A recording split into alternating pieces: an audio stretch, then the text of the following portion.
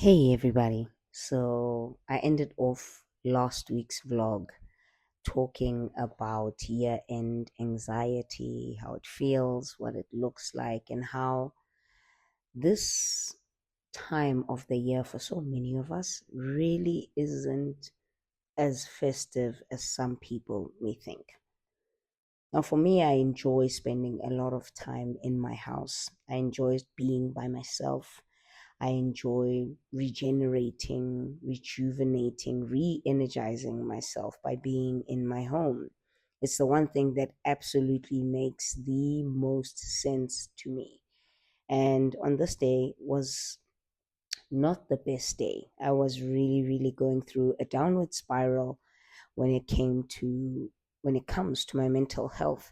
And I have been for the last couple of weeks. But on this morning was the one morning. Look at me on the step ladder. Struggles of short people. But on this morning, I woke up even with the way that I felt. I thought to myself, I'm gonna let the light in. I am going to try rather than just lay in bed all day, which is something that I could have done. But I wanted to change the status quo of things. So in the morning, I woke up and I opened up the shutters. I tidied up my home a little bit. And then I did my morning ritual, which is typically what I'm doing right now with the lemons and lemon water. Don't ask me why I took a butter knife to cut lemon. I don't know who I think I am, truly. But I started with my normal morning routine. The morning routine is really great because it helps me establish normalcy and familiarity, which really, really helps for me, especially on days where I really am struggling. So for that morning, I thought to myself, this is what I'm going to do. But even though I know that I don't feel the greatest, I'm going to go on with my traditional methods of getting on with it in the mornings so that I can try and manage myself and my emotions and what I'm going through throughout the day. And one of the very, very big things when it comes to this is also food. Before I started going to therapy and before I was diagnosed with high functioning depression, every time I would have a really bad downward spiral, I would absolutely go through all of it. And food was one of the things that I would typically stay away from because who wants to eat when you feel so numb and down and completely lifeless on the inside, right? What is food going to do for you? But it took therapy and really reading up and learning more on my mental state to know that focusing on what you eat, especially on the bad mental health days, is really, really good for at the very least, giving a little bit of a spike and making you feel a little bit better. It's easy for us to go into this moment of, well, I don't want to eat or I just want to eat the bad food on bad mental health days. This is normal. We all go through this, but it's really important to try and stay away from that and focus on what you To be exact, the residue was confirmed to belong to pentaerythritol tetranitrates and cyclotrimethylene trinitratamine, which were defined as explosives under the Firearms Act of 1957 and are typically found in C4. Despite the lack of facial features to help verify the body, forensics were able to use bone fragments to narrow down the list of potential victims.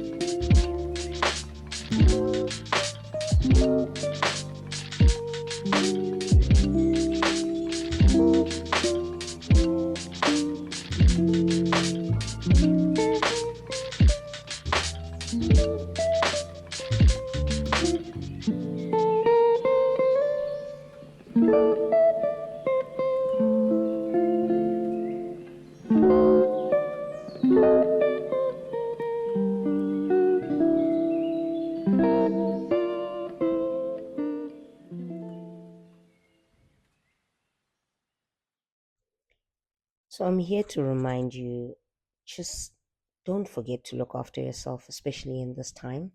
Even though you are somebody who really doesn't enjoy this period of time, and maybe you're grieving or going through a really tough time mentally with your life, your relationships with others, maybe you're just really in a place where you're just sad. It's okay. You don't have to feel bad just because you're in a sad place when the rest of the world seems to be in a really good place. You don't have to feel bad, neither do you have to justify your reasonings for why you feel the way that you feel. You don't have to explain yourself to anybody. All I want you to do is remember to look after yourself, especially in this time, and know that you are not alone. Just look after yourself, hydrate yourself, take a lot of rest, because this is the one time where we grown-ups get to rest. So take lots of naps and rest periods. I'm in bed. As I do this voiceover, I am in bed. Don't you love that for me? I love that for me, personally. I'm hungry though, but I love that for me. But take the time, read, do the things that you love, get out, have some fresh air, walk, go to the park, do a picnic with your friends or people that you feel are your safe spaces. Contact them, be around them. um, don't completely isolate yourself, not all the time. Isolation is fine when you need to regenerate and get back to yourself, but it's not always fine for every single day, over and over and over again. So do try to get out and spend some time out. Can you hear the helicopter? Rude.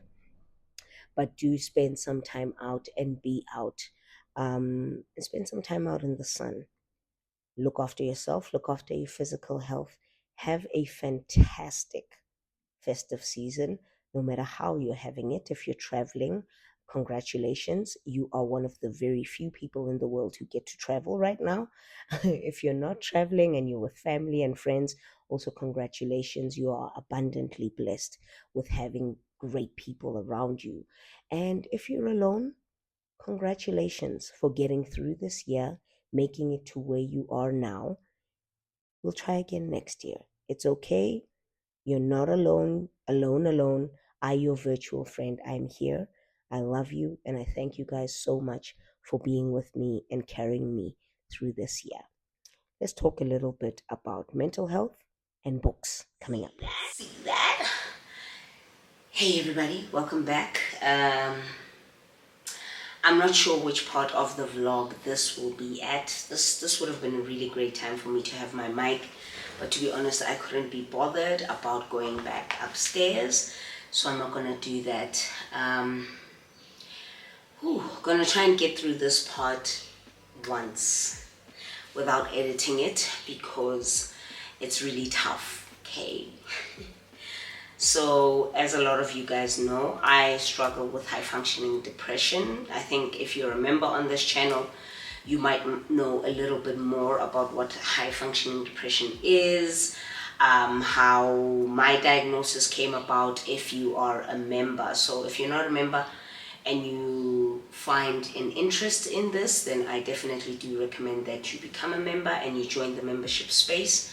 but I really don't talk much about my particular diagnosis on here. I just know that you guys know that I have been diagnosed with depression a little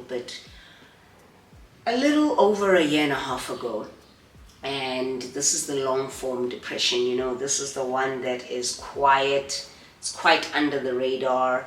A lot of the time, the people who seem to struggle with high functioning depression are people like myself. People are constantly working. Today is a really down day for me. It's a downward spiral kind of day, which I'm really trying to manage. So I do want to get through this part really quickly because I don't want to get emotional about everything that's happening and everything that's happening in my mind and in my head. You might have seen a little bit earlier on that I made some food. There's going to be a voiceover in that portion of the video where I talk a little bit more about that. But yeah, over the last couple of weeks, it's been really tricky and hard for me. I've had to deal with year-end anxiety as well as a spike in my depressive symptoms. I am on a antidepressant, and it's what's helping me actually manage through today, right now. I know if I wasn't on them, I'm telling you, I wouldn't even be able to speak. I wouldn't be. So I knew that I would go through year-end anxiety because for me, I don't particularly like the festive period.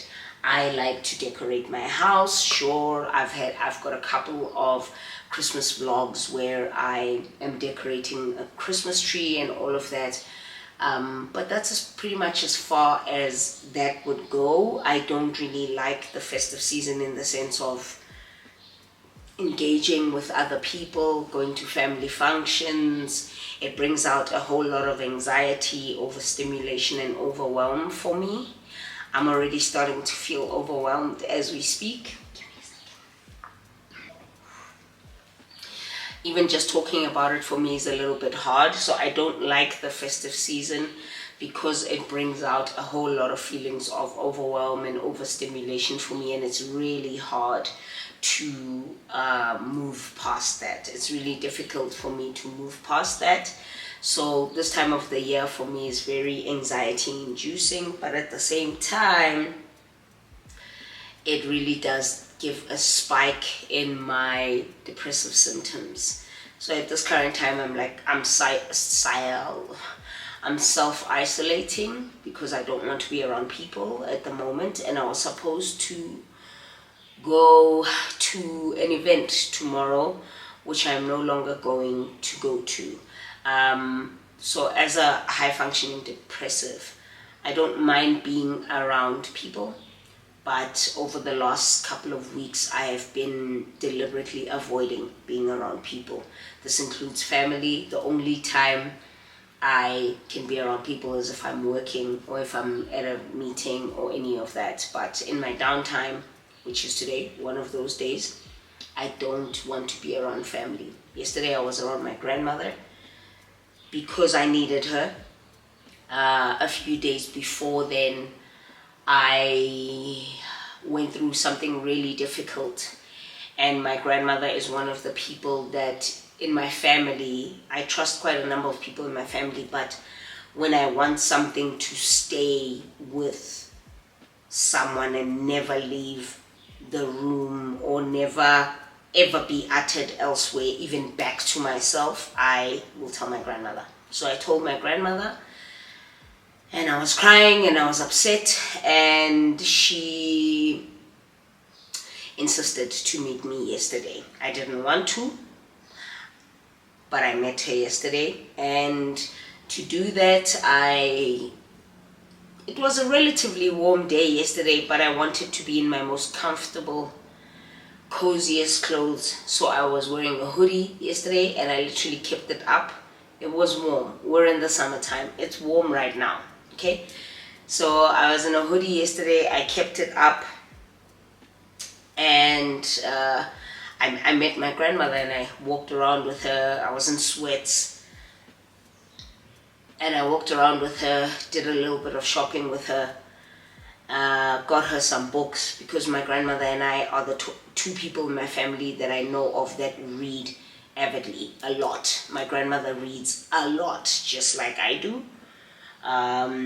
So she took some of my books in the house here, and I bought her some more books while we were out yesterday. And the whole time we were together, we did not speak about what I had called her about 3 days prior. And I think she just instinctively knows that I don't want to talk about it, but being around her gives me a sense of fulfillment, a warm hug, encouragement, belief that it's all gonna be okay. So so when I did come back home in the afternoon, I'm never really nervous to speak to the camera, but I'm frightened today. For some reason, I feel like I've got butterflies in my tummy. I feel like I'm gonna vomit. So when I came back yesterday, was the first time I actually spoke intently to my close circle. Not just the hi, bye. I actually called my friends and I spoke to my friends. Today, I don't feel like doing that. And of course, there's going to be fluctuations. And I understand that, and I'm quite comfortable with that. So I had an emergency therapy session, last week. Because I'm just having to deal with a lot of difficulty. In my family, I think I would go as far as to say I'm the most emotional, the most sensitive. I react very deeply to what happens or what is being said about me, or whatever it is that I'm going through, whether it's a good thing or a bad thing. I react very strongly to it. So I went to therapy. So a couple of things have been happening in the last couple of weeks that has, within my family dynamics, that has really, really put me in a bad place, in a hurt place, in a disappointed place, I can't do this place anymore. And it took me having to book an emergency therapy session last week, because I did feel like I was spiraling and much worse than this. Okay, I felt like my antis weren't working anymore. So I went into therapy last week, and I had to be reminded of certain things. I had to be reminded that it's okay to feel the way that I feel, that it's okay for me to be a sensitive person and an emotional person, because throughout my life, by family members, in work situations, I've always been made to feel like being sensitive is a bad thing, and that, oh, you're doing this because, I can't even tell you this because you're so sensitive. And it would make me feel bad because, like, I don't know how else to be. Or if I cry or get really upset when speaking about something, like right now, I am on the brink of tears, I would be made to feel like sometimes I use that as a weapon against the next person. I've been made to feel that way in relationships, in family-ships, all of that, where, no, I can't talk to you now because you're gonna cry and this, and now you're gonna make me feel bad. And so because of that, there's been such huge elements of myself that I've always felt for my whole life that I've had to hide away from my immediate circle, or the people that I work with, or friends.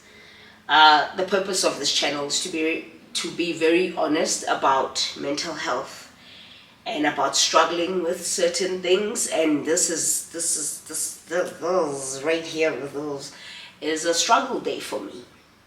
So, um, also I think what edged me on to say this is because I know that a lot of people really struggle with this time of the year, and I wanted to just remind you guys that you're not alone. There's many of us who are struggling with this time of year, and it is normal for you to feel like there are feelings of anxiety or just regression even in your mental health that are formulating, especially at this time of the year. It's completely normal. I do this and I share mental health. I share my struggles online because I want one day to be able to talk about these things freely without feeling judged, because people still do feel judged. I feel judged for my mental health struggles or the type of person that I am, even within my own family and in more wider circles. So the only thing I can do is to speak here and use the platform that I have so that we can talk about it. This is such a convenient time for me to stop this portion of this chat because, okay, I'll be back. I had to switch off my alarm thing because the power just went, so it's just kind of like notifying me.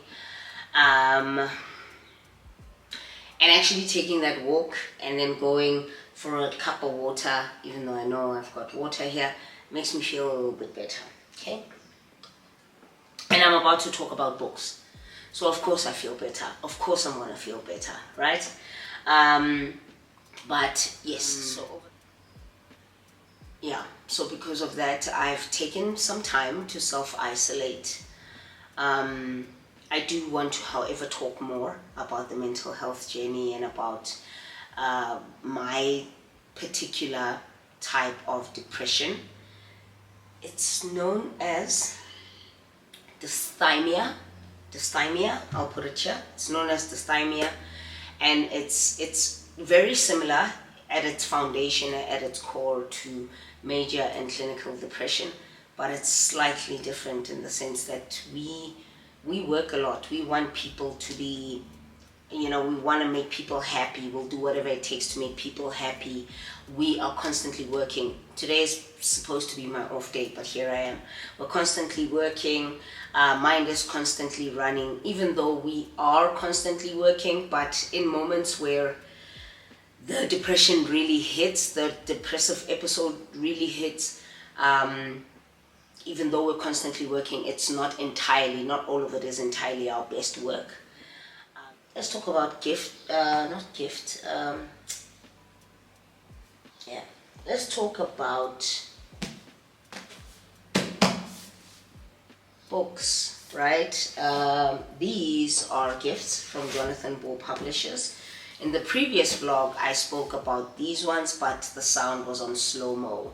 So the books I'm about to show you are all from Jonathan Ball Publishers, and thank you so much to Jonathan Ball Publishers. I'm so glad and I feel extremely blessed that I get to do this, that I get to receive wonderful books, that I get to review them, but also that I get to share some of them with you. So I got 2 copies of When the Filter Fades, a novel by Janine Jellers, and if you want to know more about this, one is going to be up for grabs in a giveaway, because I'm going to be doing something there with Jonathan Ball Publishers about this book. So one of you is going to be reading this book with me. So if you want to know more about the book, about what it's about how you can enter, all that information, please do follow my Instagram page. I don't want to know too much about these because I am going to be reading it during the December time, and there will be something that's going to happen on my Instagram page with regards to this book. So thank you very, very much to Jonathan Ball Publishers, and good luck to whoever gets to win this. Thank you so much. It's the cover for me. Look at that cover. Stunning. Another one that I got is Iron Flame. Now this is by Rebecca Yaros, and Iron Flame, I I received Iron Flame, and I don't think the people at Jonathan Ball knew that I don't have Fourth Wing. So this is the second book to the Fourth Wing Empyrean series. Okay, so it's basically about dragons, and it's a fantasy. Why a book ever has to be this thick, don't even ask me, but am I excited? The first one is called Fourth Wing, and I'll put a picture of it here. Am I excited to read that? Yes, because my good friend Charity over on Booked on Charity, right here on YouTube, she is the one who got me into Pierce Brown's Red Rising, which I'm going to show you a couple of things with regards to that now. But she got me into Pierce Brown's Red Rising, and she's been screaming and shouting about this series as well. She's been screaming and shouting about Fourth Wing. So she read it, she said it's great. She said even me being new to fantasy, I would get on with it. It's a romance. So I've got the second one, so I really do think that I need to pick up the first one, and it's in trade paperback, so I need to pick up, because currently at the shops I think they still have this size, which is trade paperback, before they start making the smaller sizes. So thank you, Jonathan Ball Publishers, for that one as well. No, not that way, this way. Thank you for that one as well. And then this week I received these two, which I'm really excited for. This is what I would typically read.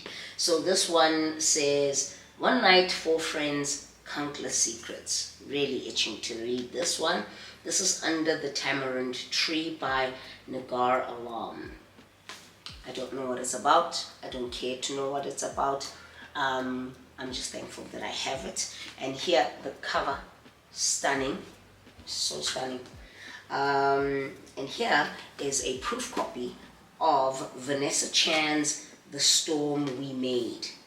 Her decision changed history. Now her family must survive it. So this is not what the book typically would look like once it comes out. Color scheme, probably, yes. But this is just a proofread. And typically it's an arc. It's an arc. And typically you don't give arcs away. It's not nice to be giving arcs away or any of that. So I'd probably read it and then hand it over to a family member, but I would never add an arc into a giveaway. You know what I'm saying? So I spoke about the Red Rising series in one of my vlogs. I read a fantasy novel, and it's sci-fi fantasy, right? And this book was fan-freaking-tastic. I don't know if I spoke about it much on any of my vlogs, but I read it, and I think I may have touched on it on Instagram as well, but I loved it so much, as per Charity's recommendations. I loved it so much that I picked up book 2 and book 3, I think. I think this is 2 and this is 3. No, book 2 and book 3. So blue is 3. So book 2 and book 3, and I'm really excited about this one. In this one we follow Darrow from the first book. We follow Darrow, who is born into this he lives on Mars, but he lives on the inside of Mars.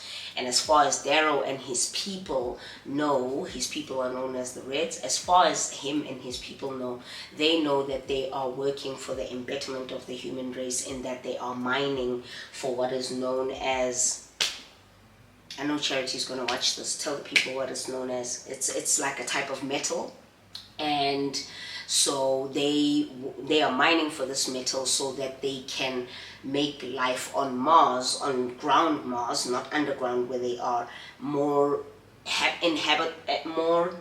habitable for the human race, right? So there's Earth, but they're on Mars. So there's a different type group of people. So Darrow is from the Reds, and then you've got the Golds and the Silvers and the Pinks. And they are all known, these different groups are known for different things, but the supreme of the human race are the Golds. And basically it's a sci-fi novel about the big calamity, the big flipping over of the table in terms of the Reds fighting with the Golds, and it's huge. It's huge. How it happens and all of that. It was fantastic. As somebody who's never really read sci-fi fantasy, I was really afraid that I wouldn't get it. But I read that book in a number of days, and I was just like, okay, I get it. So these were available at Reader's Warehouse for $150 each. If you go into exclusive books or bargain books, you're probably going to get these for anywhere between $250 or $280. So $150 each, including the first one. So if you're somebody who likes sci-fi fantasy, or you want to get into sci-fi fantasy, I highly recommend this. Lastly, my colleague at work, the other day I saw her wearing this really pretty dress. I'll be back.